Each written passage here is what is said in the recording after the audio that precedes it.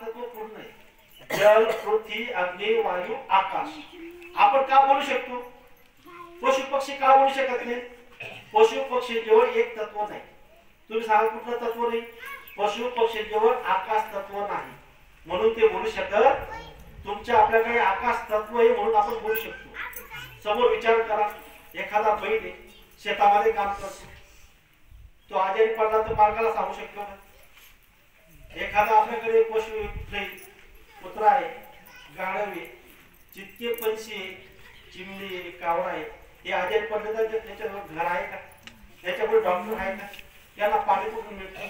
त्यांना अन्न कुठून मिळतं? आपल्याजवळ अन्न पण आहे, आपल्याजवळ बोलू बी शकतो, आपण डॉक्टरकडे जाऊ बी शकतो. म्हणून आपण श्रेष्ठ आहे. लक्ष 84 योनीमध्ये आपला जीव श्रेष्ठ आहे. म्हणून आपल्याला मानव शरीर आपल्याला कशा करता भेटतं? फक्त भगवंत प्राप्ती करता भेटतं. तुम्ही भगवंत प्राप्ती करता करता सर्व काही तुम्ही भेटू शकता. गुरु महाराजांनी सांगितलंय, तुम्ही सिमरन करा, ध्यान करा, भजन करा. तुमची जीवात्मा कधी जागून गेली, जीवात्माला एक आंख आहे, एक कान आहे, एक नाक, ती कधी तुमच्या आत कधी खुलून गेलं तर तुम्ही पटेल त्या पशु पक्षीशी बोलू शकता. तुम्ही सांगाल की आता मला एवढे पैसे पाहिजे, तेवढे पैसे तुम्हाला देऊ शकतात, पण तुम्ही मागणार कारण की तुम्हाला बोध होऊन जाईल, तुमची आत्मा साक्षात्कार होऊन जाईल. जेव्हा साक्षात्कार होऊन जाईल त्यावेळेस तुम्ही या ठिकाणी हे सर्व संसार तुम्हाला मिथ्या लागेल. त्याच्यात तुमचे चित्त लागणार नाही. तुम्ही उठून बसून सुमिरन करणार, ध्यान करणार, भजन करणार. आणि गुरु महाराज सांगतात, जे सुमिरन करतायत, ध्यान करतायत, भजन करतायत, गुरु महाराज त्यांच्यावर दया करतात. सकाळी भी सुमिरन करा, संध्याकाळी भी सुमिरन करा, एक माळा जय गुरुची करा.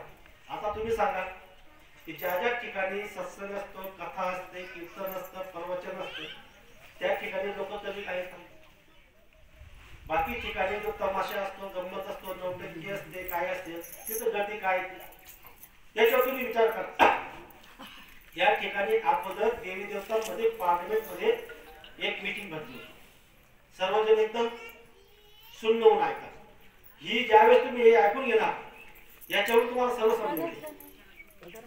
संत महात्मा आपल्याला सांगतात की देवी देवतांमध्ये एक पार्लमेंट भरली. पार्लमेंट मध्ये त्या ठिकाणी लक्ष्मी कोण आहे? सर्वांना माहिती, जी पैसा देते आणि पैसा सर्वांना पाहिजे. लक्ष्मीपती कोण आहे? नारायण.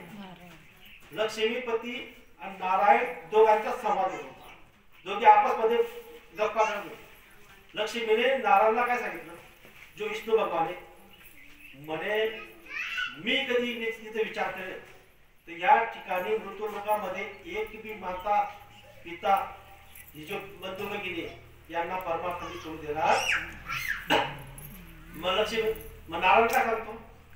म्हणजे तू लक्ष्मी काय करू शकते बुवा? ते परमार्थ करू शकता म्हणून तू असं काय करशील? त्यावेळेस लक्ष्मी माता सांगते, तुम्हाला मी बोलून दाखवू का प्रत्यक्ष दाखवू बुवा? तर नारायण म्हणतात की मला प्रत्यक्ष दाखवून येते की बुवा तू काय करशील असं. तर ज्या पद्धतीने तर कीर्तन सप्ताह आपल्या गावामध्ये होत असेल, कीर्तन नाम सप्ताह हा 7 दिवसाचा असतो, कुठे 5 दिवसाचा असतो, कुठे 3 दिवसाचा असतो. ते एका गावामध्ये 7 दिवसाचा नाम सप्ताह कीर्तन चालू होतं. त्या ठिकाणी अनाउन्समेंट झाली गावामध्ये, ग्रामस्थ माता पिता सर्व बंधू भगिनी, नाम सप्ताह कीर्तन चालू होत आहे, सर्वजण लवकरात लवकर परिवाराला सहित नाम सप्ताह कीर्तनामध्ये या. पहिल्या दिवशी पूर्ण गावाचे लोक, माता पिता बंधू भगिनी सर्व, लहान थोर मित्र, मुलं मुली सगळे गेले. पूर्ण पंडाल त्या ठिकाणी नाम सप्ताह कीर्तनामध्ये बसला. दुसरा दिवस होता. दुसऱ्या दिवशी काय झालं? म्हणे नारायणजी बघा मी आता काय कमाल करते, तुम्ही आता मृत्यू लोकांमध्ये या गावामध्ये बघा काय होत होतं. नाम सप्ताह कीर्तनाचा दुसरा दिवस होता. मग अनाउन्समेंट झाली, माता पिता बंधू भगिनी सर्व नाम सप्ताह कीर्तन सुरुवात होतंय. गावामध्ये सर्व लोक दरवाजाला कुलूप लावतायत आणि बाहेर नाम सप्ताहासाठी जात आहेत. बंधू जात आहेत, भगिनी जात आहेत, माता जाते, हे सर्व बुजुर्ग लोक जात आहेत, मुलं जात आहेत. तर त्या गर्दीमध्ये एक म्हातारी जी एकदम सुरकत्या पडलेल्या होत्या, आता या ठिकाणी जास्त म्हाताऱ्या आहेत, एक म्हातारी होती. ती म्हातारी प्रत्येकाला विचारते, अरे बेटा मला पाणी दे, मला तहान लागलेली. त्या म्हातारीकडे कोणी पाहत नाही. मुलाला विचारते, बाईला विचारते, बहिणीला विचारते, लहान मुलाला विचारते, सर्वांना विचारते. त्या भीड मध्ये गर्दीमध्ये सर्वजण नाम सप्ताह कीर्तनला निघत आहेत. पण ती म्हातारी जीव तोडून सर्वांना सांगते की मला ताण लागली, मला कोणी एक ग्लास पाणी द्या, मला ताण लागलेली, कोणी मला एक ग्लास पाणी द्या. नाम सप्ताह कीर्तनामध्ये कशासाठी जातो आपण? पुण्य कमवण्यासाठी जातो. आणि कुठल्या म्हातारीला कधी आपण पाणी दिलं तर काय होईल? आता मला सांगा, जी बाई, जी स्त्री तुमच्याकडून पाणी मागते, तुम्ही तिला पाणी देत नाही, कोणी जात आहे? नाम सप्ताह कीर्तन मध्ये जात आहे. असं समजून या. गावामध्ये जात असताना एका गलीमध्ये आली, त्या एक व्यक्ती होता, त्याने मी घराला कुलूप लावलं आणि नाम सप्ताह कीर्तन मध्ये निघाला. तेव्हा ती